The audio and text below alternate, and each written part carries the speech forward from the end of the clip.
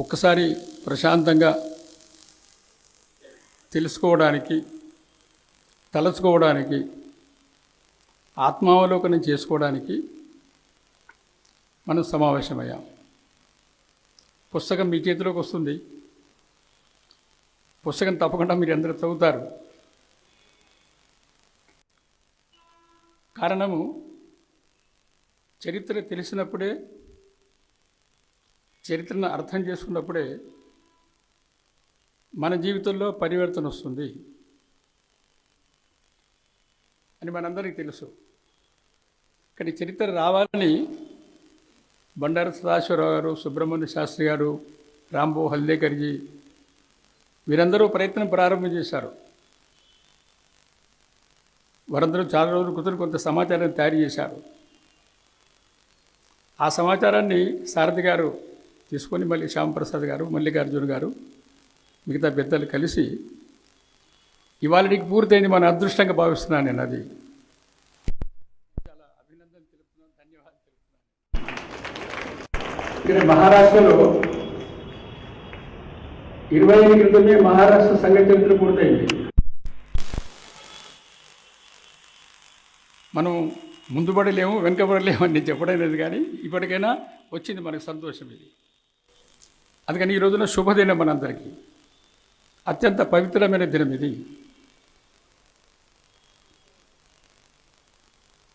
చరిత్రలో పరంపొందిన డాక్టర్జీ సంఘ సంస్థాపకులు, స్వతంత్ర సమరయోధులు మనందరికీ తెలుసు. స్వరాజ్యం కోసం 2 సార్లు జైలుకి వెళ్ళారు. సంఘం ప్రారంభం కాకముందు ఒకసారి జైలుకి వెళ్ళారు. సంఘం ప్రారంభించి మళ్ళీ జైలుకి వెళ్ళారు, స్వతంత్రం కొరకు, స్వరాజ్యం కొరకు. 1920వ సంవత్సరంలో నాగ్పూర్లో కాంగ్రెస్ మహాసభలు జరిగాయి. అక్కడ డాక్టర్జీ మొత్తం వ్యవస్థకి ప్రముఖంగా పనిచేశారు. అప్పుడు మధ్య పరగణాల యొక్క కాంగ్రెస్కి వారు సెక్రటరీగా పనిచేశారు. వారు తీర్మానాల్ని ప్రవేశపెట్టారు. కాంగ్రెస్ అంగీకరించేది వేరే సంగతి. అందులో ఒక తీర్మానం ఏమిటంటే సంపూర్ణ స్వతంత్రం కావాలని. రెండవ తీర్మానం ఏమిటంటే ప్రపంచ చరిత్రలో అంతర్జాతీయ రాజనైతిక ఆర్థిక సామ్రాజ్యవాదం నుండి ప్రపంచ జాతులన్నీ, దేశాలన్నీ, వ్యక్తులు ముక్తిని పొందాలి.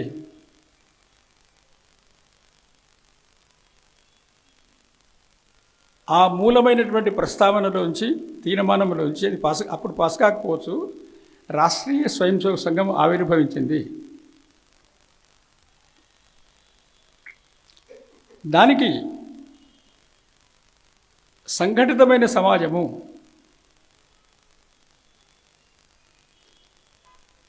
సంఘటితమైన సమాజం కొరకు జీవన విలువల్ని జీవితంలో ఆచరించే వ్యక్తులు, ఆ వ్యక్తులను తీర్చిదిద్దడము, ఆ పనికి సంఘం ప్రారంభమైంది. ప్రారంభమైన తర్వాత ఉపేక్ష,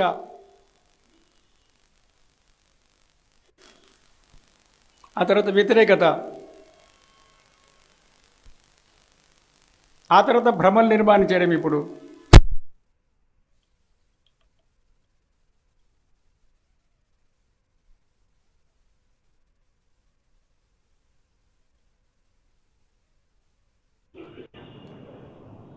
ఈ తెలుగు రాష్ట్రాల్లో ఇక్కడ తెలంగాణలో నిజాం రాజ్యం ఉంది.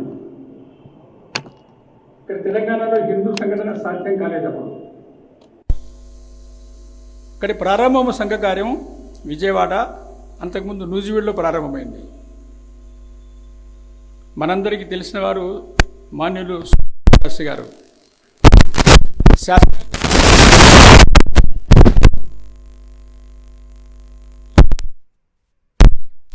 వెంకటప్పారావు గారి యొక్క వాళ్ళ పూర్వులు రాజా, నూజివీడు రాజావారు, వారి అమ్మాయి పూనాలో ఉండేది. ఇంకా అమ్మాయి దగ్గరికి వెళ్ళేవారు వారు. ఇక్కడ పూనాలో ఉండే సంఘ కార్యకర్తలు వారిని ముఖ్య అతిథిగా ఉత్సవానికి పిలిచారు. వారు ఉత్సవంలో పాల్గొన్నారు. చాలా ప్రభావితులయ్యారు వారు. ఇలాంటి సంఘాన్ని మా దగ్గర కూడా పెట్టాలి అన్నప్పుడు అక్కడ పెద్దలు సూచించారు, నాగ్పూర్లో శిక్షావర్గ జరుగుతుంది, అక్కడి నుంచి పంపించండి అని. అందుకని రాజావారు కూనపూలి సుబ్రహ్మణ్యం గారని నూజివీడి వారి పాఠశాలలో పనిచేసే ఉపాధ్యాయులు, రాఘవాచారి గారు విజయవాడలో ఎస్ఆర్ఆర్ కాలేజీలో ఉపన్యాసకులుగా పనిచేసిన తర్వాత ప్రిన్సిపాల్ అయ్యారు. వారిద్దరిని వారు పంపించారు. నేను ఇద్దరిని దర్శించుకున్నాను. మా అదృష్టం అది. విజయవాడ విభాగ ప్రచారం కావడం వల్ల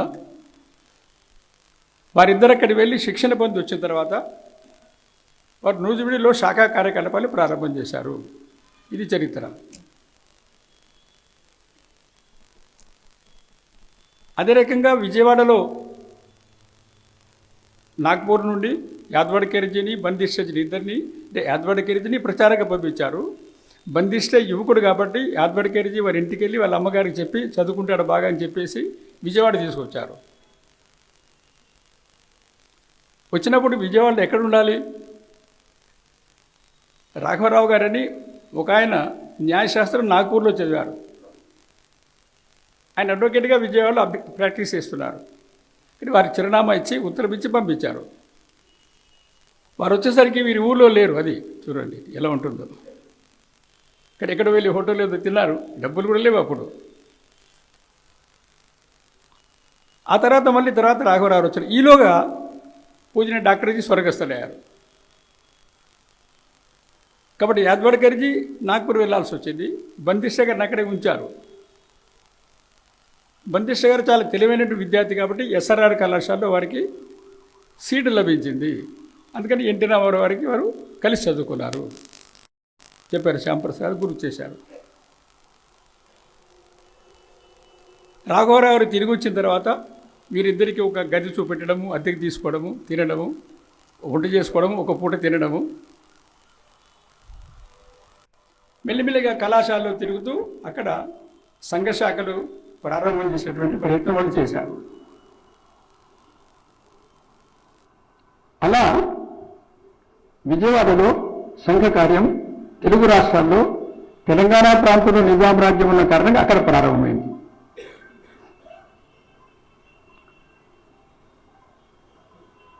తెలంగాణ ప్రాంతంలో నిజాం రాజ్యం యొక్క అత్యాచారాలు కొనసాగుతుండడం వల్ల కొంతమంది బంధువులు ఇక్కడ బాగా ఉండలేము కాబట్టి కృష్ణా గుంటూరు జిల్లాలకు వెళ్ళారు. అక్కడ సంఘం పరిచయం ఏర్పడింది. అలాంటి వారు అక్కడ సంఘం పరిచయం అయిన తర్వాత 40 ఏళ్ళ తర్వాత ఎప్పుడైతే నిజాం చర్య జరిగిన తర్వాత తెలంగాణ ముక్తి వచ్చిన తర్వాత వారు మళ్ళీ తమ స్వస్థలాలకు వచ్చి వరంగల్లో 50వ సంవత్సరంలో పులదారు వెంకటేశ్వరుడు గారిని వారి ద్వారా శాఖ ప్రారంభమైంది. వెంకటేశ్వరుడు గారిని మనం స్మరించుకుంటున్నాం. ఇవన్నీ 2 వివరాలు ఉన్నాయి. అక్కడి నుండి వరంగల్ నుండి 52వ సంవత్సరంలో తుమ్కూడికి సంఘ శిక్షణకు వెళ్ళారు కార్యకర్తలు. అప్పుడు భాగ్యనగర్ నుండి కరవది శంకర్రావు గారిని వారు ప్రచారంగా వరంగల్ వెళ్ళారు. కుమరవేలు నారాయణరావు గారు వాటిలో దర్శించుకునే భాగ్యం నాకు కలిగింది. సినిమాలు కూడా తీశారు. తర్వాత చెన్నైకి వెళ్ళి వారు ఆంగ్ల మాధ్యమంలో మంచి ఉన్నత ప్రమాణం ఇచ్చే పాఠశాల ప్రారంభం చేశారు, వివేకానంద విద్యాలయాలు. అప్పుడు ప్రచారంగా పనిచేశారు. నారాయణరావు గారు మచిలీపట్నం నుంచి ప్రచారంగా వచ్చారు. అప్పుడు శ్రీరామ్ సాటేజీ భాగ్యనగర్ వచ్చారు. ఇప్పుడు సురేందర్ రెడ్డి గారు సాటేజీ దగ్గర వారు పొందారు శిక్షణ. సాటేజీ సురేందర్ రెడ్డి గారి దగ్గర మాలాంటి వాళ్ళకు శిక్షణ పొందాం. అందుకని ఈ రోజున సురేందర్ రెడ్డి గారిని సన్మానం శబ్దం సారథి గారు వాడారు. మనం సన్మానం చేయలేదు, వారిని గుర్తించి వారి ఆశీస్సులు పొందడం కోసం వారికి అభినందనలు చెప్పాం. మనం సురేందర్ రెడ్డి గారు కానీ బాలకృష్ణ గారు, నేను విస్తారకు మా జిల్లా ప్రచారక వారు, డాక్టర్ గారు, ఏసీటీ ఆచార్య వారు లేరు, వారి సోదరుడు స్వర్గస్థులయ్యారు. ఇన్సిట్ ఆచార్య గారు మేమందరం ఒకేసారి 60 ప్రథమ వరుస చూశాము ఇక్కడ కేశవంత హై స్కూల్లో. ఆ తర్వాత ఆ రోజుల్లోనే యాదరాజు వరంగల్ పర్యటనకు వస్తే 2000 మందితో ఒక సభ జరిగింది చూడండి. ఆ రోజుల్లోనే పూజనీయ గురుజీ పర్యటన వరంగల్కి వచ్చినప్పుడు పరకాల అనేటువంటి ఇప్పుడు మన కేంద్రం ఉంది, మన ప్రాంత కార్య కాతం రమేష్ గారి ఊరది. అక్కడి నుండి వరంగల్కి 114 మంది స్వయం సేవకులు నడుస్తూ సంచలనం చేస్తూ వరంగల్ వచ్చారు. ఆ రోజుల్లోనే గురుజీ కార్యక్రమంలో వచ్చిన వందలాది మంది స్వయం సేవకులకి ఆ రోజుల్లోనే వరంగల్లో ఇంటింట వ్యవస్థ చేసి భోజనాలు ఏర్పాటు చేశారని చరిత్ర అది. ఆ తర్వాత నెల్లూరు నుండి కొచ్చి కృష్ణమూర్తి గారు వరంగల్ ప్రచారకు వచ్చారు.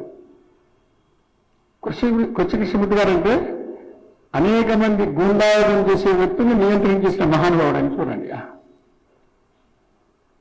వరంగల్లో ఒకానొక సమయంలో గుండాలు సమాజాన్ని ఇబ్బంది పెడుతున్నప్పుడు ఇప్పటికి వరంగల్లో పాత వాళ్ళు ఉంటే వాటి వెంటనే గుర్తు చేసుకుంటారు. కొచ్చి కృష్ణమూర్తి గారు వచ్చిన తర్వాత వేదం గారు ఉండేవారు. వేదం గారు నేను చూశాను, కృష్ణమూర్తి గారు మాత్రం ముందే వెళ్ళిపోయారు. కానీ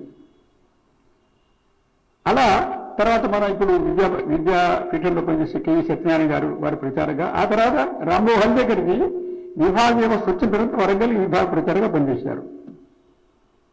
తర్వాత మనందరికీ పెద్దలు హల్దగారి క్షేత్ర ప్రచారంగా పనిచేశారు. ఇక్కడ మనం చరిత్రలో గమనించాల్సింది పెద్దలు శతగోపాచారి గారు, దీన్ దయాల్జీ, బాపురాజు ముఖేజీ, స్వయంగా పూజని గురించి వీళ్ళందరికీ వైద్యం చేశారు. శతగోపాచారి గారి ఊరు ఏలూరు, వరంగల్ కాదు. కానీ బాపురాజు ముఖేజీ ప్రాంత ప్రచారి గారు చెప్పారు, నువ్వు వరంగల్ వెళ్ళు అని, అక్కడ వైద్య వృత్తి చేయమని. ఇక్కడ ఏలూరు ఆ రోజుల్లో, ఇక్కడ వరంగల్. శతగోపాచార్య గారు వచ్చిన తర్వాత వరంగల్లో సంఘానికి ఆధారమయ్యారు. మనని జిల్లా సంఘాలుగా పనిచేశారు. శతగోపాచార్య గారు అంటే ఆర్ఎస్ఎస్ అంటే శతగోపాచార్య గారు వరంగల్ మొత్తంలో కూడా.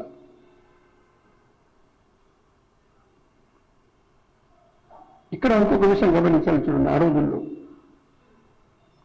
సంఘ పెద్దలు ప్రారంభంలో ఆంధ్రప్రదేశ్లో ఆ ప్రాంతంలో అక్కడ సంఘం ప్రారంభమైంది, తెలంగాణలో ఆలస్యంగా ప్రారంభమైంది. కాబట్టి ఇక్కడ సంఘకార్యం పెరగడం కొరకు గృహస్థులు అంటే ఉద్యోగస్తులు పులుసు గోపిరెడ్డి గారు ఉద్యోగం రాజీనామా చేశారు. రాజీనామా చేసి వరంగల్ ఉద్యోగం చేశారు. తర్వాత వికారాబాద్ ఉద్యోగం చేశారు. సంఘం కొరకు ఇది ప్రచారంగా విస్తారంగా కాదు.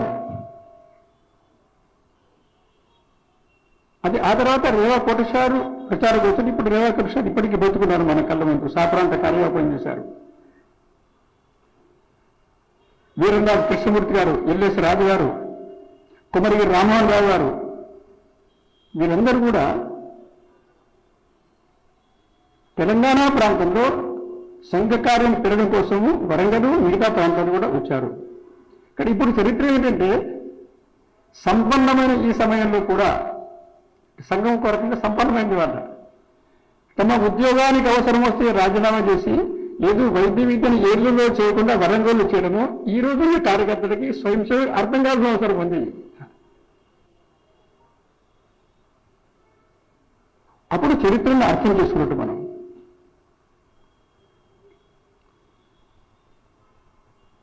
కానీ పరకాలలో కూడా ఆ రోజుల్లోనే ఎందుకంటే మొత్తం చరిత్రలో ఒక విషయం మీ ముందే చూస్తున్నాను. పరకాలలో శాఖలు జరగడము, బాకం రాజేవీరే గారని మన చంద్రుడు జంగారెడ్డి గారు ఎంపీ ఉండేవాడు చనిపోయారు. వీళ్ళు మొదట స్వయం సేవకుడు, తర్వాత జనసంఘం రాజకీయం. వీరందరూ పరకాల వెళ్ళి శాఖలు పెట్టిన తర్వాత పరకాలలో సుమారుగా అన్ని రకాల వివిధ క్షేత్రాలని అక్కడ ప్రారంభం చేసి పరకాలతో శక్తివంతమైంది. సుమారుగా ఆ రోజుల్లోనే పరకాల తాలూకాలో 30 గ్రామాల్లో శాఖలు అని చెప్తున్నారు. ఆ రోజుల్లోనే శ్యాంప్రసాద్ ముఖర్జీ పేరుతో కబడ్డీ పోటీ నిర్వహించేవారు. ఆ రోజుల్లో సురేంద్రెడ్డి గారి గ్రామం నిర్వహించారు కాదు, ఇప్పుడు కాదు, ఆ రోజుల్లోనే 50వ సంవత్సరంలోనే సుమారుగా 15 మంది ఉద్యోగస్తులు కార్యకర్తలుగా పనిచేసేవారు. అందులో అనేక మంది ప్రచారం వచ్చారు. ఇలా ఒక్కొక్క ప్రాంతంలో సంఘకార్యం పెరగడానికి వ్యక్తులు ఇలా కష్టపడ్డారు. ఇప్పుడే మనం చర్చించుకున్న ప్రారంభంలో సంఘకారం ప్రారంభమైంది విజయవాడ దగ్గరలో. తెనాలి దగ్గరలో కమ్మబాటి నారాయణ గారు ఉండేవారు. నేను వారిని దర్శించుకునే భాగ్యం కలిగింది. నారాయణ గారు కాశీ విశ్వవిద్యాలయంలో బీకామ్ ఆనర్స్ చదివారు. అయితే అప్పుడు స్వరాజ్యం రాలేదు. బానిసత్వంగా ఉండే దేశంలో నేను సర్టిఫికెట్ పుచ్చుకోలేదు. 47లో స్వరాజ్యం వచ్చిన తర్వాత మళ్ళీ వెళ్ళి సర్టిఫికెట్ పుచ్చుకున్నారు కమ్మబాటి నారాయణ గారు. నారాయణ గారు వైదిక కుటుంబంలో జన్మించారు. వ్యవసాయం కూడా చేశారు. ఆయన వ్యవసాయమే చేశారు. నారాయణ గారు ఒక వారంలో సుమారుగా 200 మైళ్ళు సైకిల్ మీద వెళ్ళేవారు. సంఘకార్యం కొరకు, వ్యాపారం కొరకు కాదు. నారాయణ గారి ఊళ్ళో అన్ని రకాల వ్యక్తులు సంఘానికి వచ్చేవారు. ఇవాళ సమరసత ఏదైతే మనం చెప్తున్నాం అందరూ వచ్చేవారు. ఒక షెడ్యూల్ కుటుంబంగా చెప్పబడే ఒక హిందూ కుటుంబంలో వారి జబ్బు చేసి వాళ్ళ కుటుంబం వారు చనిపోతారు. వారికి ఊళ్ళో ఇల్లు లేదు సరిగ్గా. ఇక్కడ అద్దె ఇంట్లో ఆ కుప్ప రానివ్వనప్పుడు ఆ వచ్చినటువంటి శివాన్ని నారాయణ గారు ఇంట్లో అట్టి పెట్టుకొని దినమంతా మొత్తం అన్ని చేసి సాయంత్రం అంత్యక్రియ కోసం పాడి కట్టి నారాయణ గారు స్వయంగా వెళ్ళి అంత్యేష్టిని పూర్తి చేశారు. ఇది స్వయం సేవకుల యొక్క వ్యవహారం. ఇది స్వయం సేవకు నడవడిని చూడండి. ఆ రోజుల్లోనే అంటే 52వ సంవత్సరంలో. అలాగే అనేక మంది సంఘ స్వయం సేవకులకి మన పెద్దలకి అందరికీ అనిపిస్తుంటుంది ఏంటంటే, ఇప్పుడు మనం పోల్చుకున్నప్పుడు తెలుగు రాష్ట్రాలలో తెలంగాణ ప్రాంతంగా పిలువబడేటువంటి ఇక్కడ ఇప్పటికీ గ్రామాలలో సంఘకారం ఎక్కువ శక్తివంతమైంది, సిటీలో కూడా శక్తివంతమైంది. నిజం కూడా అది. కానీ ఇప్పటికీ దీంతో పోల్చినప్పుడు ఆంధ్రప్రదేశ్ ప్రాంతంలో సంఘకారం ఇంత శక్తివంతమైనది కాదు అని అనిపిస్తుంది. దీనికి ఒక కారణం ఉంది, చరిత్రలో చూడండి. నేను విజయవాడ విభాగ ప్రచారం ఉన్నప్పుడు భీమవరం పర్యటనలో ఒక ఇంటికి భోజనానికి వెళ్ళాం. బంగారాజు అని ముఖ్య శిష్యుడు బీఎస్సీ సెకండ్ డిగ్రీ చదివేవాడు.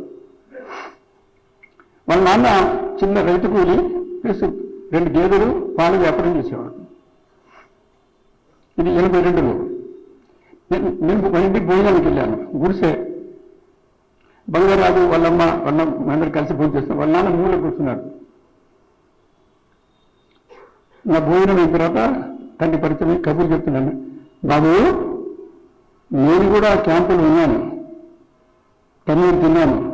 ఏ క్యాంప్ అన్నా నేను 48 క్యాంపు చూడండి. 48 తర్వాత ఒక చిన్న గేదెల వ్యాపారం చేసే వ్యక్తి, సంఘంలో ఉన్న వ్యక్తి దెబ్బతిన్న తర్వాత 82 వరకు, అంటే ఆ కొడుకు తెలియదు మా అన్న సంక్షోభని. ఆ రోజే ఫస్ట్ టైం తెలుస్తుంది చూడండి. తెలంగాణ ఆ దెబ్బ తెలియలేదు, గుర్తుంచుకోండి. దెబ్బ తెలిసి వేరు. విజయవాడలో సంఘకారం జరిగినప్పుడు బోన్ వెంకటేశ్వరరావు, బాయన అప్పారావు గారు, బోన్ వెంకటేశ్వరరావు శ్రీమతి చిట్టమ్మ గారు, చిట్టమ్మ గారికి భోజనం గురించి ఉత్తరాలు రాసేవారు. బోన్ వెంకటేశ్వరరావు ఒక వీర సింహంగా ఉండేవారు.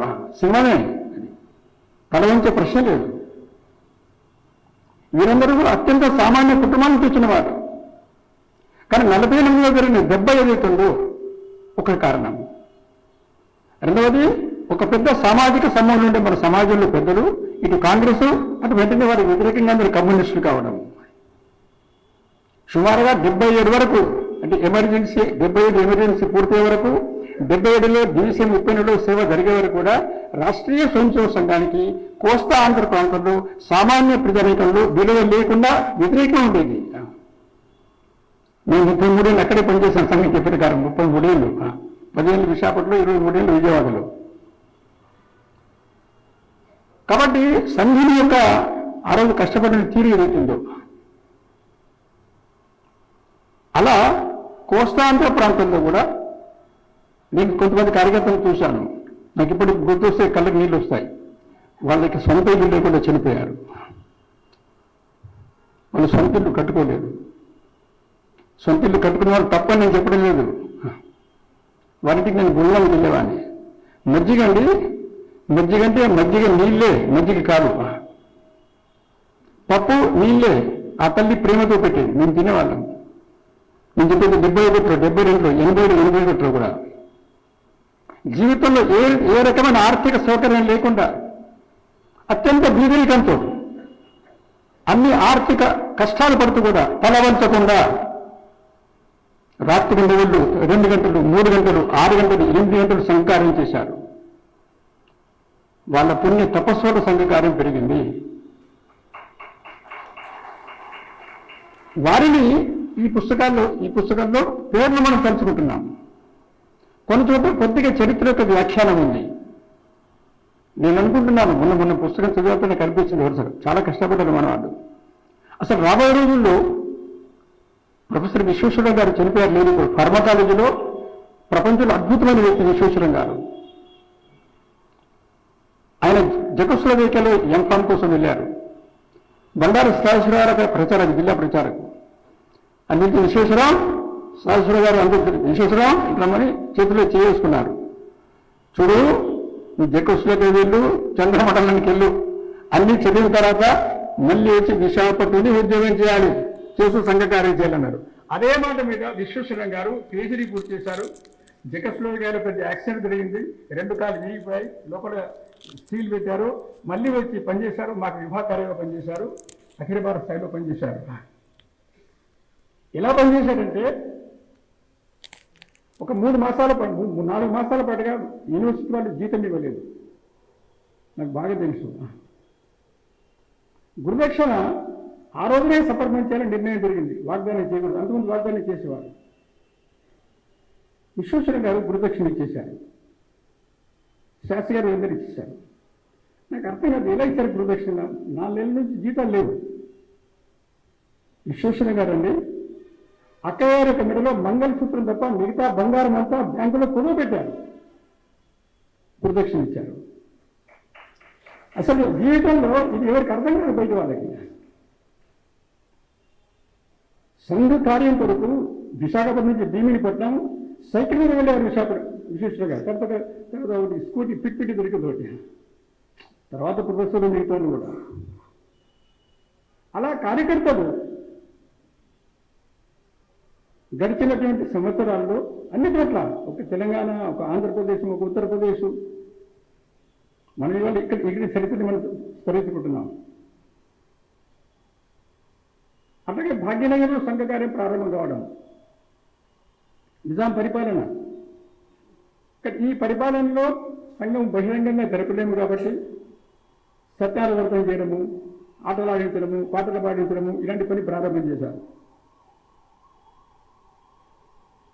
సికింద్రాబాద్ ఏరియా కంటోన్మెంట్ ఏరియా, అంటే బ్రిటిష్ వాళ్ళది కాబట్టి అక్కడ కొద్దిగా ఆటల పాటలు బాగా జరిగాయి.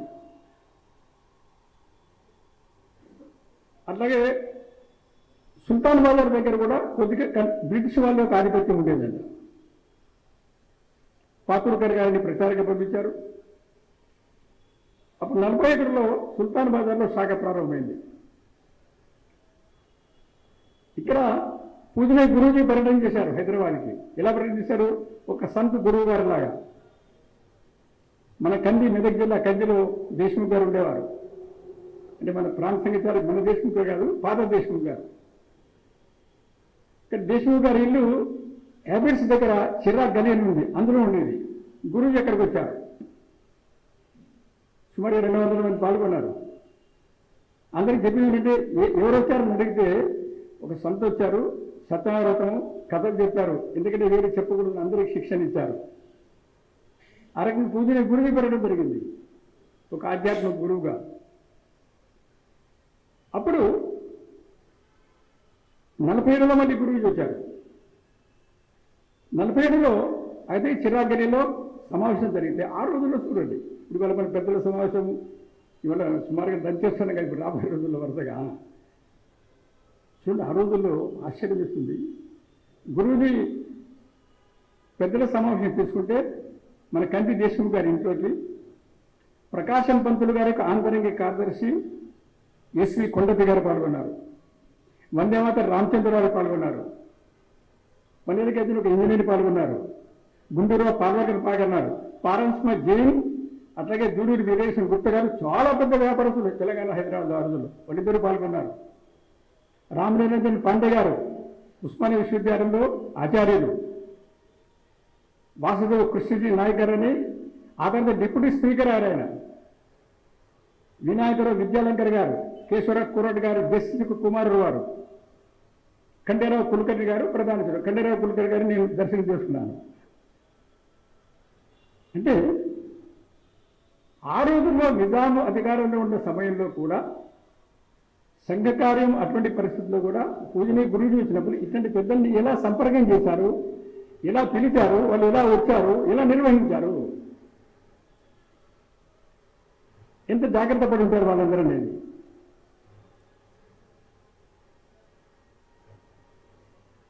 ఇలా వరుసగా సంఘ కార్యంలో ప్రయత్నం జరిగిన తర్వాత ఒక్కొక్క స్వయం సేవని తీర్చిదిద్దారు. ఎలా తీర్చిదిద్దారు? రాంబాబు సాటేజీ మాకు ప్రచారకు, మహానగర ప్రచారకు, సురేంద్ర రెడ్డి గారు మాకు బాగా ప్రచారకు. నేను ఒక భాగ్య శారీరకంకు, నేను చదువుతున్న నిజాం కాలేజీలో విశ్వనాచార్య స్వర్గస్థులు ఆయన ఒక భాగ్య శారీరకంకు, నేను ఒక శారీరకంకుని, వెంకటయ్య గారు ఒక శారీరకంకు, ఓల్డ్ సిటీ లావు అన్నారు టీచర్ ఉండేవారు, వెంకటయ్య గారు ఇంజనీరింగ్ ఒక శారీరకం, మన నలుగురం. సాటర్డే మాకు బయటకు తీసుకుంటున్నారు. బయటకు ఏం చెప్పారంటే ఏ శాఖల్లో ఎన్ని యోగ షాపులు ఉన్నాయో లెక్కేయమని చెప్పారు. నేను తేవాలి అంతే. సాయంత్రం 7 గంటలకు బయటకు ప్రారంభమైంది. మా భాగతి నేను చెప్పేశాను. భీష్మాన్ని అడిగారు, నేను తెలియదన్నారు. సాటర్డే ఉత్పించాను చూడండి. వెళ్ళి ఉన్నారు.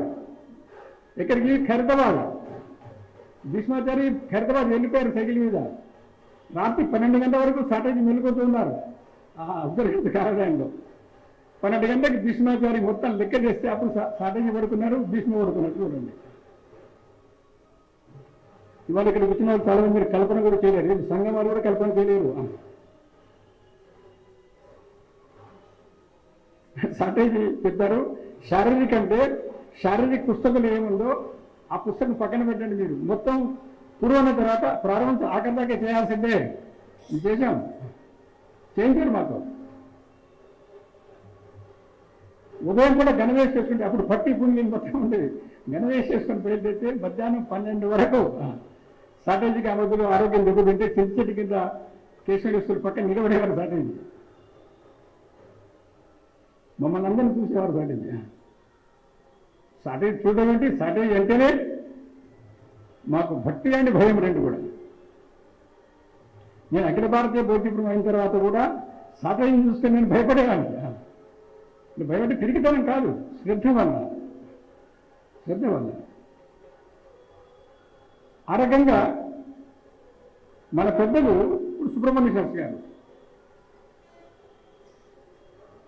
63వ సంవత్సరంలో శాస్త్రి గారి ప్రాంత కార్య మేము సంగారెడ్డి రామీంపేట హై స్కూల్లో వారి పర్యటన. ఉత్తరం యొక్క సముద్ర హిమాదర్శ దక్షిణ మొదటి రాత్రి విన్నాను. ఇలా చెప్పారు శాస్త్రి గారు. అసలే శాస్త్రి గారు రాజానుభావులు. పెద్ద వారి ముందే నేను ప్రచారంగా అయ్యాను. నన్ను ప్రచారంగా విశాఖపట్నం వారు పరిచయం చేశారు. ఇలా పరిస్థితులు నాకు ఆశ్చర్యం వేసింది. భాగయ్య గారు, నేను గతుకున్నాను. శాస్త్రి గారు భాగయ్య నన్ను ఏ రోజు శాస్త్రి గారు పిలవలేదు. 9వ క్లాసులో కుర్రాడిగా నేను తెలుసు. లెక్కర్ లాగేసుకుని లెక్కర్తో శాస్త్రి గారికి తెలుసు. కానీ వారి కళ్ళ ముందు నేను ప్రచారం వచ్చాను. ఎప్పుడు భాగయ్య అని పిలవలేదు. నాకు అలా తల్లి కొట్టుకునేది. భాగయ్య గారు మన ఊరు వచ్చారు ప్రచారంగా. మన పని చేయడానికి కాదు సూర్యుడు శాస్త్రి గారు చెప్పింది, మనతో కలిసి పని చేయడానికి. ప్రచారకి ఫుల్ టైమర్ కాదు. ఆ రకంగా మన పెద్దలు ఇలా చేశారు. ఇప్పుడు లక్ష్మణ గారు కూర్చున్నాడు, వాళ్ళ అన్నగారు పరిమళ నరసింహ గారు, అక్కయ్య గారు. అసలు ఎంతమంది వచ్చినా సరే 5గా 10 మంది 20 మంది సరే ఆవిడ పెట్టే భోజనం ఉందే అట్లా పెరిగాం మేమందరం. అలాగే నరసింహ గారు అంటే వారు గొంతుండేవాట, ఏ కాకాజీ అనేవారంటే. అందరు నివాసం వినిపోతుంది అంటే కాకాజీ ఫ్రెండ్స్ పేరు. ఆయన ప్రచారకు పనిచేసి తలకాలం. సో శారీరక అంటే సాటర్జీ తర్వాత పరిమళ నరసింహ గారు. అలా శాఖ ఆయన చెప్పారు, నేను షిప్యార్డ్కి వెళ్తే నాకు సంఘం గుర్తుండదు, శాఖకు వస్తే షిప్యార్డ్ గుర్తుండదు అని చెప్పారు. అంతే. ఈ గృహస్థులను చూడడం వల్ల నేను హైదరాబాద్కి ప్రచారకు వచ్చాను. శ్రీ సురేంద్ర రెడ్డి గారు శారీరక నేర్పారు, స్ట్రాటజీ శారీరక నేర్పారు, బౌద్ధిక ఇచ్చారు, యాదవరాజుతో చాలా సాన్నిధ్యం ఉంది. కానీ మనని పద్మాగరి దీక్షిత్ స్వర్గస్థులయ్యారు 90 ఏళ్ల వయసులో. నేను ప్రచారం వచ్చినట్టు ఒక కారణం ఏంటంటే జాంబాగులో గౌరీగూడ చెమ్మల కుటుంబాల యొక్క ఆత్మీయతలో నేను ప్రచారం వచ్చాను. శరత్ పర్లేకర్కి, శాలిబండ జయరాంజీ గొడేగమ్మ గారికి, పామన్రావు హుల్సు గారికి, ప్రభాకర్ మేఘల్ గారికి, అజయ్ సైకిల్ ట్యాక్సీ నరసింహారావు గారు. అసలు అజయ్ సైకిల్ ట్యాక్సీ నరసింహారావు గారు టీచర్ అండి, ప్రైవేట్ స్కూల్ టీచర్ ఆయన. కానీ సైకిల్ ట్యాక్సీ వాళ్ళ అజయ్ కూడా చనిపోయాడు, ఇప్పుడు అనిల్ ఉన్నట్టున్నాడు. అనిల్ చనిపోయాడు, అజయ్ ఉన్నాడు ఇప్పుడు. అసలు మనం అందులో మా సాయం శాఖ కాబట్టి పిల్లగారందరం చాలా మంచి security, one of the security ఎప్పుడు కూడా ఎప్పుడు వెళ్ళాం సార్ ఇంట్లో. ఈ కుటుంబాల యొక్క ఆత్మీయత ఉందే. నాకు తెలిసి బీఎస్సీ సెకండ్ ఇయర్లో, థర్డ్ ఇయర్లో తెలంగాణ యాజిటేషన్ సంవత్సరం పోయి మా చదువు అంతా. ఈ మొత్తం సమయంలో సాయంత్రం పూట నేను ఏ రోజు ఇంట్లో పోయి చేయలేదు. కానీ కుటుంబాలు ఇంతమందికి ఎలా భోజనం పెట్టారు అసలు. ఏ రాత్రి వచ్చినా, ఏ పగలు వచ్చినా సరే.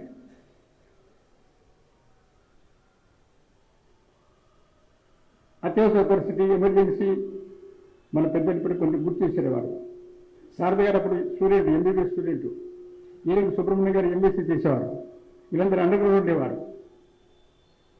మన విద్యార్థులు ఎమర్జెన్సీలో జైలుకి వెళ్ళిన తర్వాత జైల్లో ఉంటూ బెయిలీ వస్తుని పరీక్ష రాసి గోల్డ్ మెడల్ సంపాదించారు. చూడండి, పుల్లా దశరథరావు గారు గోల్డ్ మెడల్ సంపాదించారు. భవానీ శంకర్ అని 14 ఏళ్ళలో ఎప్పుడండి, ఇప్పుడు అతను అడ్వకేట్కి పనిచేస్తున్నారు. జైల్లో శాస్త్రి గారు, రామారావు గారు జైల్లో ఉండేవారు. మేము బయట ఉన్నాం ప్రారంభం. తర్వాత సారథి గారిని అరెస్ట్ చేశారు, తర్వాత నన్ను చేశారు అనుకోండి 6 నెలల పాటుగా. సో ఈ భవానీ మాకు జైల్లో వెళ్ళాలి, కుర్రోడు కాబట్టి బట్టలు తీసుకునేవారు, ప్యాంట్ లోపల మధ్యలో కుట్టి ఉత్తరాలు పెట్టేవాళ్ళం. జరిగింది బాగానే, ఊరికి పట్టుబడ్డారు. భవానీ శంకర్ నుండి 6 రోజులు కొట్టారండి. రక్తం కారిందండి.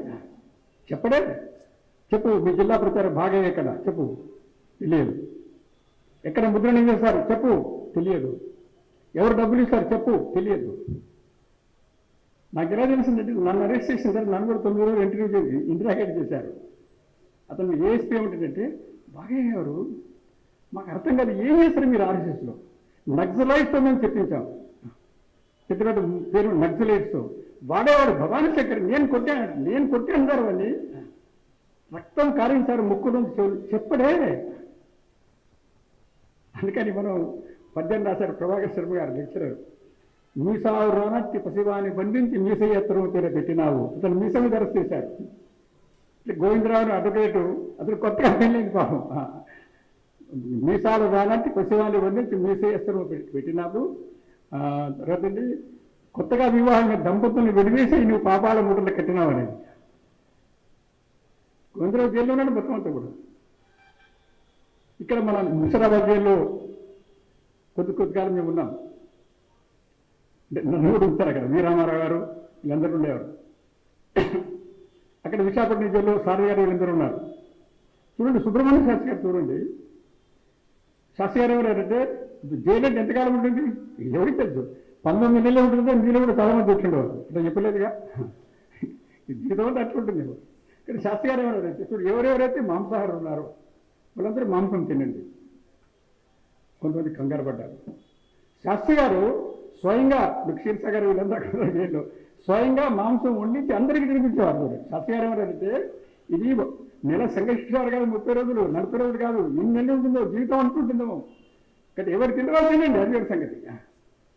శాస్త్రి గారు స్వయంగా వంట చేసి పెట్టారు అందరు కూడా. అందుకని జైలు ఎలా ఉండదంటే అసలు ఫుట్బాల్, వాలీబాల్, మొత్తం మన సంగీత కచేరీ, సాహిత్యం అన్ని పండుగలు ఉండేవి. జైలు తప్పితే ఇక్కడ బ్యాడ్మింటన్ అన్ని కూడా.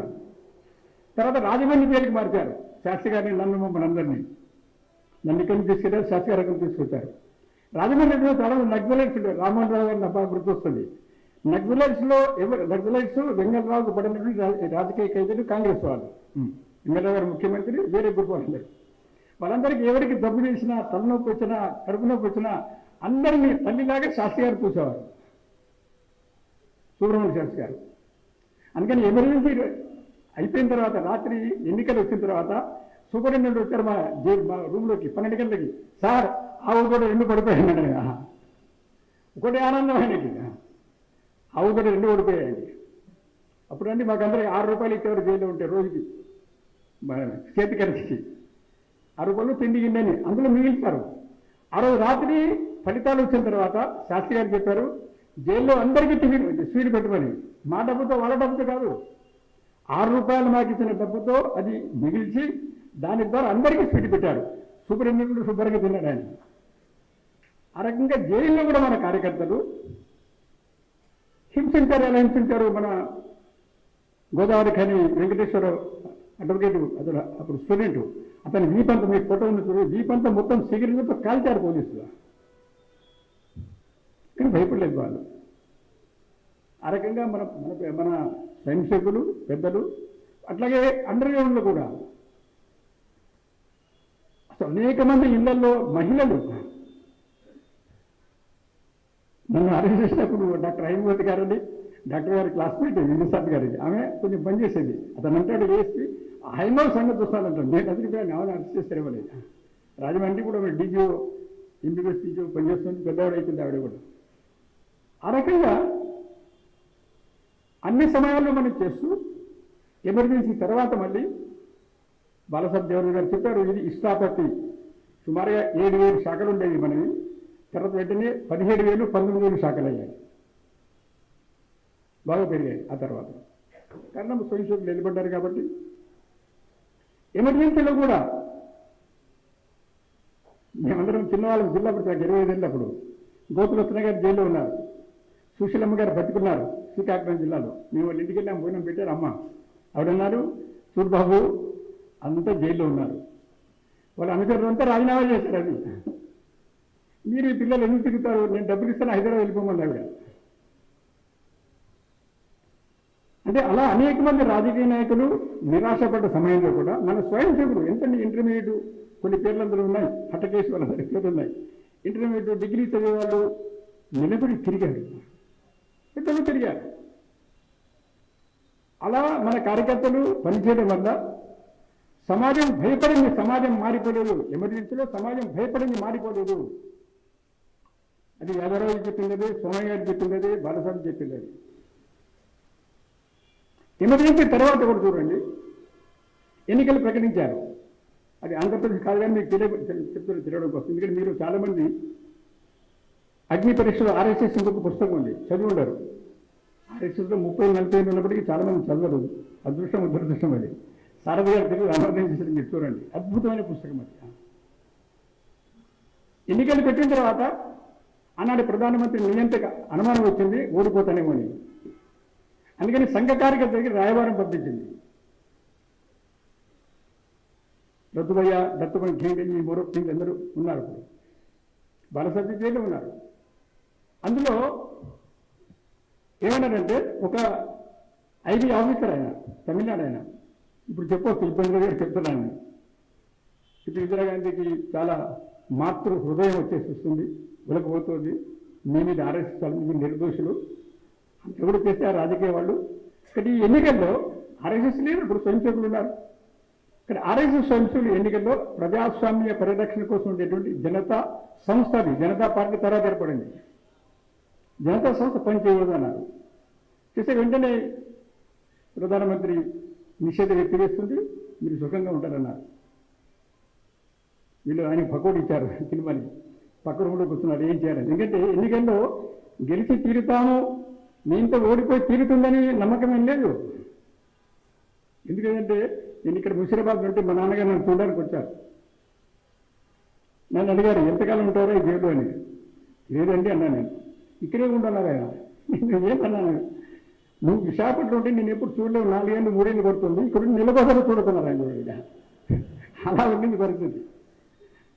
అప్పుడు మన వాళ్ళు ఏం చెప్పారంటే, అతను పక్కడికి వెళ్ళిన తర్వాత దగ్గరకు వచ్చి, చూడండి ఇది ప్రజాస్వామ్య పరిరక్షణ కోసం ఉద్యమం,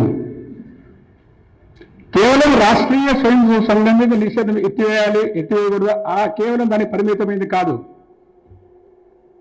ఈ ఉద్యమంలో ప్రజాస్వామ్య పరిరక్షణ కోసం చేసి అందరము కలిసి పనిచేస్తున్నాం, కలిసి పోరాడతాం, కలిసి మునిగిపోతాం అవసరం వస్తే. కానీ వినోదపడితే ప్రశ్న లేదు. చూడండి, చెప్పండి, వెళ్ళి చెప్పండి. ఆర్ఎస్ఎస్ లేదు, ఇప్పుడు నిషేధించారు. చట్టబద్ధంగా మేము దాన్ని గురుజీ బల సభ్యులను విరింపు చేశారు. కానీ స్వయం సేవకులు ఉన్నారు, కానీ వెన్నుపోటు పొడిచే ప్రశ్న లేదు. అప్పుడు అతను ఏమన్నాడంటే, అంత అయిన తర్వాత, సార్ జనతాపక్షం గెలుస్తుంది, ఆమె తప్పకుండా ఓడిపోతుంది సార్, నేను కూడా చిన్నప్పుడు ఆర్ఎస్ఎస్కి వెళ్ళాను తమిళనాడు అని చెప్పాడు. స్వయం సేవకుల యొక్క ప్రవర్తన ఏదైతుందో అలా స్వయం సేవకుల వల్ల, స్వయం సేవకుల నడవడి వల్ల, కేవలం స్వయంసేవకుల కుటుంబాల వల్ల, స్వయంసేవకుల కుటుంబాల వల్ల కూడా సంఘకార్యం పెరగడము. ఈ రోజున సంఘకార్యము మనందరికీ తెలుసు. ఇప్పుడు నన్ను అతను పరిచయం చేసి చెప్పండి, అందుకోసం దయచేసి చెప్తే ఏమనుకోద్దు మీరు. నేను మెదక్ జిల్లా స్వయంసేవకుని కాదు, గుర్తుంచుకోండి. మీరు కూడా హైదరాబాద్ స్వయంసేవకులు, మనందరం రాష్ట్రీయ స్వయంసేవక సంఘ స్వయంసేవకులను గుర్తుంచుకోవాలి. నాకు కూడా స్వయంసేవకులు ఎవరు లేరు. నేను శ్రీరామ శాఖ స్వయంసేవకులు అడిగారు సంగతి, కానీ పొరపాటుగా చెప్పకూడదు. అందుకని స్వయం సేవకుల యొక్క సంఘము రాష్ట్రీయ స్వయంసేవక సంఘము కాదు, గుర్తుంచుకోండి. రాష్ట్రీయ స్వయంసేవక సంఘమే మనం స్వయంసేవకులము, గుర్తుంచుకోవాలి. స్వయంసేవకులందరూ కూడా అవయముల యొక్క కలయిక శరీరము కాదు. శరీరం నిర్మాణం ఉంది, శరీరంలో అవయవాలు ఉంటాయి. హిందూ రాష్ట్రాంగభూత అంటది. ఇక్కడ రాష్ట్రీయ స్వయంసేవక సంఘం యొక్క స్వయంసేవకులము. సంఘము సిద్ధాంతము, అధిష్టానము, కాన్సెప్ట్ అంటారు, కన్సెప్చువల్ థింకింగ్ అంటారు ఆంగ్లంలో. భారతదేశము ఒకే రాష్ట్రము, రాష్ట్రము సంస్కృత పదము. భారత జాతి ఒకే జాతి. భారతదేశము ప్రాచీనమైన రాష్ట్రము, ప్రాచీనమైన రాష్ట్రము. ఈ రాష్ట్ర జీవనానికి ఆధారము హిందుత్వము. హిందుత్వము సర్వ ప్రపంచాన్ని ప్రేమించేది.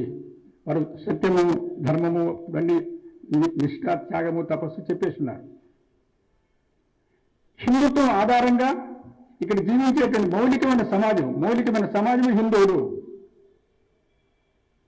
అలాగే విదేశీ ప్రభావం వల్ల, ఒత్తిడి వల్ల, భయం వల్ల ఏ హిందువులైతే మతంగా మారారో వారందరూ కూడా హిందువులే. వాళ్ళకి ఆ జ్ఞానం వేయడం వచ్చే రోజున ఆ జ్ఞానం వచ్చి తీరుతుంది, సమయం పడుతుంది. కానీ సంఘము, వివేకానందుడు, యోగి అరవిందుడు, సంఘము, ఇవన్నీ కూడా హిందువులు. హిందుత్వం అనేది ఈ మాతృభూమి ఆధారంగా ఈ సర్వ సృష్టి మొత్తంలో కూడా ఒకే తత్వం ఉంది. కెమిస్ట్రీలో matter can be transformed, matter can not be destroyed. గుర్తుంచుకోండి. పదార్థం పరివర్తన చెందుతుంది, పరివర్తన విధ్వంసం కాదు. ఒకే తత్వము ఈ సృష్టి మొత్తంలో విరాజిల్లుతుంది. కాబట్టి దాన్ని డివినిటీ అనండి, భగవాన్ అనండి, మ్యాటర్ అనండి. కాబట్టి ప్రపంచం సృష్టి మొత్తంలో కూడా ఒకే తత్వం ఉంది. కాబట్టి సృష్టి మొత్తంలో ఏకాత్మత ఉంది. There is oneness and universe. అది హిందుత్వము. అయితే హిందుత్వం ఆధారంగా మనం జీవించాలి.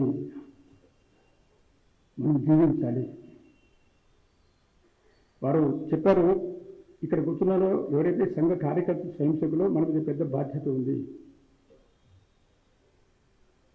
చాలా పెద్ద బాధ్యత ఉంది. ఇవాళ సంఘాన్ని చాలామంది ప్రశంసిస్తున్నారు, ఇంకా ప్రశంసిస్తారు. కానీ ఇప్పుడే మన మీద పరీక్ష ఎక్కువ ఉంది. వారు అన్నారు, సర్వసంఘ పరిత్యాగులు లాంటి వాళ్ళు స్వయంసేవకులు అని చెప్పారు. వారు నాకుంటే తండ్రి తగ్గుందన్న. కానీ స్వయంసేవకుల కుటుంబాలు సమాజం కొరకు మనం చేసే ఉద్యోగం కానీ, వ్యాపారం కానీ, మన సంసారం కానీ, భార్య బిడ్డలు కానీ, ఇది లక్ష్యం కాదు, ఇది సాధనం మాత్రమే. మన ఉద్యోగము, మన వ్యాపారము, మన సంసారము, మన పిల్లలు, మన బిడ్డలు అందరూ కూడా సమాజ సేవ కొరకు మాత్రమే, జనార్దనుడి సేవ కొరకు అని జీవించేటువంటి వాళ్ళు హిందువులుగా, స్వయంసేవకులుగా, పక్కా హిందువులుగా మనము పరివర్తన చెందాలి. ఆనాడు సమాజంలో భగత్ సింగ్, రాజగురు, సుఖదేవ్ వాళ్ళు జీవితాన్ని బలిదానం చేశారు. ఇవాళ జీవితంలో అనేక రకాల భోగభాగ్యాల నుండి మళ్లించి బతకడం కోసం తినాలి, కాబట్టి తినడం కోసం బ్రతకకూడదు. చాలా కష్టం. దీని దుంప దగ్గర దీని నాలిక ఉందే, కళ్ళు కనపడు, చెవులు వినిపోయి అంటాడు అంటుంటే వినిపోడు. చర్మం ముడతపడింది, పళ్ళు ఊడిపోయాయి, కానీ నాలుకకు ముస్తతం లేదు చూడండి. ఇక్కడ జీవితంలో ఒక పర్పస్ఫుల్ లైఫ్ ఏదైతే ఉందో, స్వయం సేవక్ అంటే కేవలం అధికారులు కాదు, కార్యకర్త కాదు, స్వయం సేవక్ అంటేనే ఒక పర్పస్ఫుల్ లైఫ్ అది. ఇవాళ చెప్తున్న కుటుంబ జీవన విలువలు, ఇవాళ పర్యావరణ పరిరక్షణ, ఈ రోజున సామాజిక సమరసత, ఇవాళ చెప్తున్నటువంటి స్వదేశ అభిమానము, స్వత్వము, మన అస్తిత్వము, ఇదే రకంగా మన యొక్క నాగరిక బాధ్యత, ఇవన్నీ కూడా మొదట స్వయం సేవకుల కుటుంబాలలో ప్రారంభం కావాలి. ప్రతి కుటుంబంలో ప్రారంభం కావాలి. 4 ఉదాహరణలు కాదు. స్వయం సేవల కుటుంబాలను చూసి బాబాసాహెబ్ ఆప్తేజ్ ఉండేవాడు. ఇప్పుడు ఉన్నారు, అరే దోసరే అని అరే అనేవారు. అరే సంఘకు బాహర్కి వెళ్ళి సమझे ना समझे चिंता मत करो, నేను ऐसा कैसे అన్నా, నేను కుర్రాలం కాబట్టి సునో అన్నాడు. సంఘకు బాహర్కి వెళ్ళి समझे ना समझे चिंता मत करो. సంఘాన్ని, సంఘంలో బయట ఉండే వ్యక్తులు అర్థం చేసుకున్నా చింతించదు. మరి ఎట్లన్నాను, అరే సునో. సంఘంలో ఉండే వాళ్ళు సంఘము కోరిన విధంగా నడవడిక ఉంటే, ప్రవర్తన ఉంటే, వాళ్ళ ప్రవర్తన చూసి సమాజం ఆకర్షిస్తుంది, అర్థం చేసుకుంటుంది. పుస్తకాలు కేవలం చదివి కాదు, పుస్తకాలు కావాలి తప్పకుండా, జాగృతి తప్పకుండా వెళ్ళాలి. ఈ దేశంలో పుస్తకాల ద్వారా, ఉపన్యాసాల ద్వారా పాపం జటావుల పురుషోత్తం గారు ఎంత ప్రయత్నం చేశారు సమరసత కోసం. వెళ్ళిపోయారు ఆయన భౌతికంగా, కానీ సమరసత రాలేదు. కాబట్టి ఈ రోజున ఈ పుస్తకం చదువుతూ, చరిత్ర చదువుతూ పెద్దలు అందరూ చెప్తున్నారు, నాతో సహా మనందరికీ పరీక్షా సమయం ఇది. అహంకారానికి లోను కాకుండా, తొందరపడకుండా, సంఘంలో ఉండే వాళ్ళ మాత్రమే దేశభక్తులము, నిస్వార్థపరమైన అహంకారానికి లవలేశము అవకాశం ఇవ్వకుండా, సంఘము బయట కూడా నిస్వార్థంగా పనిచేసే వాళ్ళు చాలా మంది, కోట్ల మంది ఉన్నారు.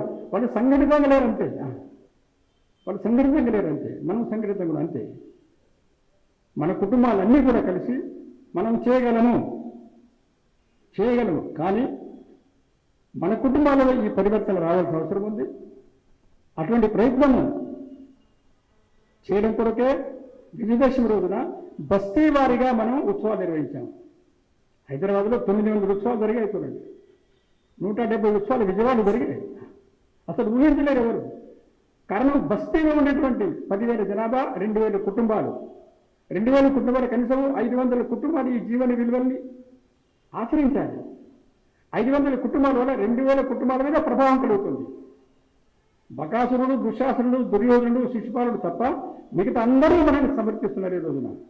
కాబట్టి ప్రతి బస్తీ వారిగా కూడా అంత సహజంగా ఆత్మీయత జరగాలి, అంత సహజంగా కలవాల్సిన అవసరం ఉంది. అందులో ప్రధానంగా ఇవాళ యువతులు, చెల్లాయిలు, సోదరులు డ్రగ్స్ పేరుతో మన దేశాన్ని సర్వనాశనం చేసే ప్రయత్నం చేస్తున్నారు. గుర్తుంచుకోండి. అసలు ప్రభుత్వాలు వికలమైపోతున్నాయి. ఇవాళ పంజాబ్లో 30 లక్షల మంది డ్రగ్స్తో ఎఫెక్ట్ అయినారు. సర్వే ఫీలింగ్ ప్రకారంగా ఇంకుంటుంది. 12 లక్షల మంది ట్రీట్మెంట్ పొందుతున్నారు. 550 మంది ప్రతి సంవత్సరం చనిపోతున్నారు కేవలం డ్రగ్స్తో. ఇవన్నీ సంఘం చేయదు, ఇవన్నీ స్వయం సేవకులు చేస్తారు. గుర్తుంచుకోండి. సంఘము స్వయం సేవకులు మాత్రమే తయారు చేస్తుంది. సంఘం ఇంకా వేరే పని చేయదు. సంఘానికి ఏ క్రెడిట్ అక్కర్లేదు. స్వయం సేవకులు చేస్తారు, స్వయం సేవకులు కుటుంబాలు చేస్తారు. ఇవాళ హైదరాబాద్లో కిషోర్ వికాస్ జరుగుతుంది. మన తల్లులు ఎంత అద్భుతంగా పనిచేస్తున్నారు. కిషోర్ వికాస్ సుమారుగా 150 స్థలాల్లో. ఆ రకంగా స్వయం సేవకుల బాధ్యత, సంఘం యొక్క బాధ్యత. సంఘం బాధ్యత కేవలం స్వయం సేవకు. స్వయం సేవకు శారీరక, బౌద్ధిక, మానసిక, వ్యవహార నడవడిలో మార్పు రావడం. స్వయం సేవకుల ద్వారా సమాజంలో సామాజిక పరివర్తన. అటువంటి దాంతో మనం అడుగుపెట్టున్నాం. అని ప్రపంచం మొత్తం కూడా ఈ రోజున మనకి అపేక్షిస్తుంది. మన విజయదశమి ఉత్సవానికి ఆఫ్రికా దేశాల్లో 3 దేశాల నుంచి వచ్చారు, అమెరికా నుంచి వచ్చారు, చాలామంది, చాలా పెద్ద వాళ్ళు వచ్చారు. వారందరూ సరసంగీతాలు కోరింది ఏమిటంటే, ఇవన్నీ చూసిన తర్వాత మా మౌలికమైన సమాజంలో కూడా సరైన మార్పు రావడం కోసం మీరు ట్రైనింగ్ ఇవ్వాలి అని చూడండి. మన ఆసనాలు అన్ని చూసిన తర్వాత. సో ప్రపంచం మొత్తంలో కూడా ఇది కేవలం రాజకీయమైనది కాదు, ఇది ఒక సామాజిక సాంస్కృతికమైనది. కారణము మన ఋషులు ప్రారంభంలో చెప్పారు, ఓం భద్రమిచ్చంత ఋషియస్వర్విద తపో దీక్షాముపాసే గురగ్రే బలమోజస్సు జాత తత్సమయ దేవ ఉపశమనమంతు. ఓం భద్రం. ఋషులు తమ తపస్సు చేత ఇక్కడ ఒక రాష్ట్రీయ జీవనాన్ని, ఒక సాంస్కృతిక జీవనాన్ని వికసింపజేశారు. అందులో రాష్ట్రం అనే దాన్ని వికసింపజేశారు. ఓం భద్రం విశ్వ కళ్యాణం కొరకు, కేవలం మానవ కళ్యాణం కొరకు కాదు. ఇవాళ ప్రపంచము బైపోలార్ కాదు, మల్టీపోలార్ ఉంది. ఇక్కడ మల్టీపోలార్లో ప్రపంచం మొత్తం కూడా భారతదేశం నేతృత్వం వహించాలని ప్రయత్నం చేస్తుంది. ఈ సమయంలో మన మీద బాధ్యత. అటువంటి సామాజిక పరివర్తన ఏదైతుందో, గ్రామ వికాసం కూడా ఉంది ఇందులో. అటువంటి పరివర్తన కోసం ఇక్కడ చాలా మంది పెద్దవారు కూర్చొని 55 ఏళ్ల తర్వాత ఇంకా ఎవరైనా సంపాదించుంటే అంతకంటే పాపం ఇంకొకలేదు గుర్తుంచుకోండి. అది వానప్రస్థం అంటే. మన సమయాన్ని అన్ని కూడా ఆర్ఎస్ఎస్ పేరుతో చేయమని నేను అడగడం లేదు. ఏదో ఒక పనిని, సమాజ నిర్మాణం పని, ఈవెంట్ మేనేజ్మెంట్ కాదు, పబ్లిసిటీ కోసం కాదు, ఫోటోల కోసం కాదు. నేను ఇప్పుడు రాగానే నాకు చాలా మంది ఫోటో తీస్తున్నాను. నేను చాలా బాధపడ్డాను చెప్తున్నాను. నేను ఇది సంఘ కార్యక్రమం అండి, ఆర్ఎస్ఎస్ బ్యానర్ లేదు. ఇప్పుడు చైతన్య సభంతి నవయుగ భారతి ఏంటిది? సంఘం వాళ్ళు పెట్టారు, రేపు ఏముంది అందులో. కాబట్టి ఎక్కడికి వెళ్తే అక్కడ ఫోటో, భూమి చేస్తే ఫోటో తీస్తారండి. ఇంటికి వెళ్తే భూమి స్వయం సేపుడు ఎంత మూర్ఖులైపోయారు. మనం ఎట్లా జీవించాం. ఇప్పుడు మాట్లాడుతుంటే ఎక్కడెక్కడ కొంచెం ప్రతి ఒక్కరు ఫోటో మొబైల్స్ ఉంది. దీనికి అవసరం అంటే ఏంటి? ప్రదర్శన పెరిగింది మనకు. మీరు 30 ఏళ్ళుగా స్వయం ఓకే, 40 ఏళ్ళుగా స్వయం ఓకే, ఇదా సంఘం నేర్పింది మనకు. ఫోటో దేనికి? యాదవరాజు గారు ఫోటో తీసుకుంటే నేను ఇంకా బతుకుంటాను, చచ్చిపోతే ఫోటో తీయమనేవారు. సో ఆ రకంగా మన స్వయం సేవకులు ఈరోజు జీవితంలో నిస్వార్థ భావంతో సమాజ పరివర్తన కొరకు, గ్రామీణ వికాసం కొరకు నేను హామీ ఇస్తున్నాను. ఇప్పుడు సమయంగా నేను చెప్పడం లేదు. రాబోయేటువంటి కొద్ది సంవత్సరాల్లో మెదక్ జిల్లా, సంగారెడ్డి జిల్లా, వికారాబాద్ జిల్లా, రంగారెడ్డి జిల్లాల్లో గ్రామాల్లో కష్టపడి పనిచేసే ప్రతి యువకుడు, కష్టపడి పనిచేసే నిజాయితీ ప్రతి యువకుడికి, యువకుడికి మినిమం 25,000 రూపాయల ఆదాయం, 30,000 రూపాయల ఆదాయం వచ్చి తీరుతుంది. మనం సైన్స్ చేస్తున్నారు, ఇంకా చేసి తీరుతారు. ఇలా మీ అందరూ మనందరం అనుకుంటే ఇంకా అనేక జిల్లాల్లో, హైదరాబాద్ సిటీలో కూడా అనార్గనైజ్ సెక్టర్ వారు అన్నారు కాబట్టి నేను ఎక్కువ చెప్పడం లేదు. ఆ దృష్ట్యా స్వయం సేవకుల పురుషార్థానికి సవాల్ ఇది. స్వయం సేవకుల జీవితానికి సవాల్ ఇది. స్వయం సేవకత్వము. ఎంతకాలంగా సంఘంలో ఉన్నాము, ఎంత ముఖ్యమో సంఘంలో మనం ఎలా ఉన్నాం. మన జీవితంలో క్షణ తిలెత్తుల హంసహంస జలకరణ డాక్టర్ ఇది ప్రతి క్షణము రక్తకరాన్ని సమర్పణ చేశారు. ఇవాళ మనం దేశం కోసం చనిపోవడం కాదు, దేశం కోసం బతకాలి. బతకడము నిస్వార్థంగా బతకాలి, కర్మశీలిగా, కర్మయోగిగా మనం బతకాలి. అటువంటి శక్తిని మనందరికీ ఇమ్మని భగవంతుని ప్రార్థిస్తూ, అందరూ కలిసారు. పెద్దలందరూ, తల్లులందరికీ నమస్కారం తెలుపుతూ, పెద్దలు జయప్రకాష్ గారు వచ్చారు. వారి మార్గదర్శనంలో సమాజం కోసం చేసే పనులు స్వేచ్ఛలందరం చేస్తామని మనం చేస్తూ సెలవు. Mind Media, the voice of India.